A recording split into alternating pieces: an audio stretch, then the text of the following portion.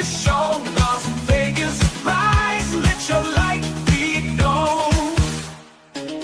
From the strip to the suburbs, we'll inspire with stories of hope that lift us higher.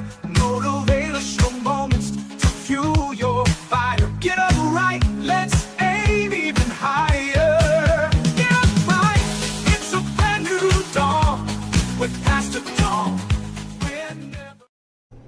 What's up, fam? Pastor Don here. Welcome to Get Up Right Morning Drive Devotional. I think I got it, y'all. As I'm making ready to get out here in these streets, I stopped long enough to glance at, I was looking for a particular person Facebook page so I can send them a message because I need to talk to them through Messenger. So then I saw some other stuff and I got distracted, and I found myself updating mine and just doing stuff that I didn't intend to do. And as loud as all can get, something just fell in my spirit. This is what happens with us in church. It no lie, it just dropped in the thought dropped in my mind. We all over the place. And I'm not talking about your church or anybody else. I'm just talking about church in general. Shucks, I might be talking about my church. Let it be, let the truth be known. But we all over the place, and then my mind continued to wander on this thing, and then said, we would be a better body of people if we learn how to mind our business. If we attend to our business. And I'm like, okay, where we going with this? Where we going with this? We would be a better church, a better body of people if we really did, in fact, mind our own business. Let me tell you where I'm going with that. Mind the business of the ministry in which God has placed you.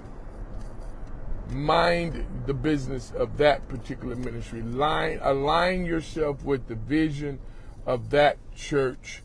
Don't get yourself caught up with trying to see if what someone else is doing, how it would align itself with your ministry and your call. Don't do that. That's a lot of stress. And then that's where the competition comes in. I love watching other ministries to glean from them, not necessarily to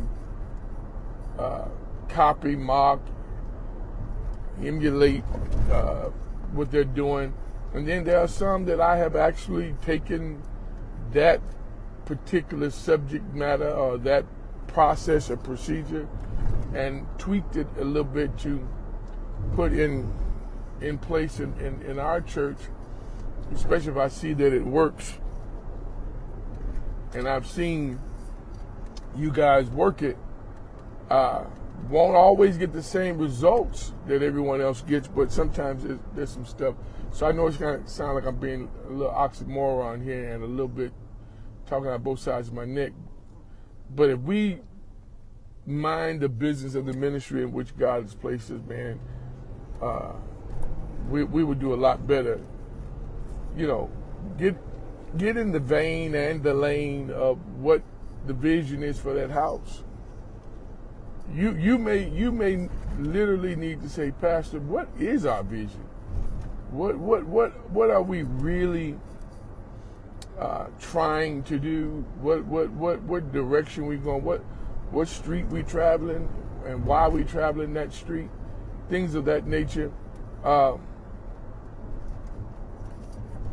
Because if we mind that business of the ministry in which we are assigned to, we don't have so much time to be fighting and acting crazy if we just attend to that business.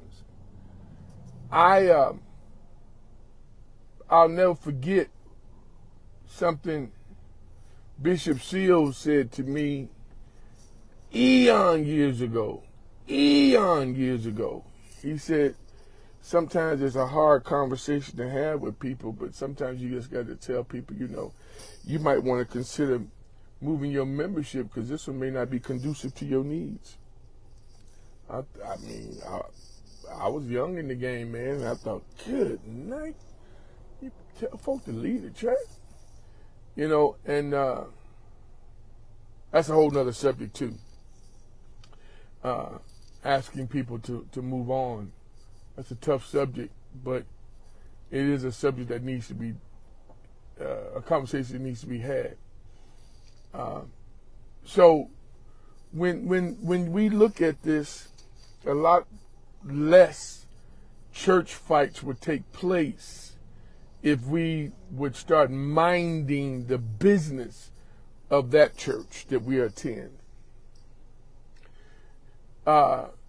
Pastors won't start going gray so soon if the majority of the people would mind the business of that church. We would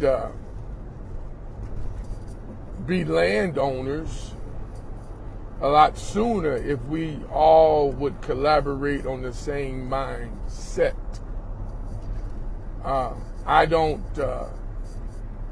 look down on anybody who buys houses and converts them into churches. We did that. I don't look down on anybody who has church in a school. We did that. If you got to have your small groups in somebody's living room at someone's home, we did that. The best thing that could have ever happened for us was to be in a school and having small groups at homes, because the overhead was so low and it allowed us to save a lot of money, way up in the six digits, way up in the six digits. So when the opportunity came to purchase, we were in good position, which we were. So I'm not that guy. I'm a strong advocate for small groups, being in a smaller venue and all those kinds of things. But everyone has to be on the same mindset. We all got to be on the same sheet of music. Because if not, being all over the place in everybody else's business becomes confusing.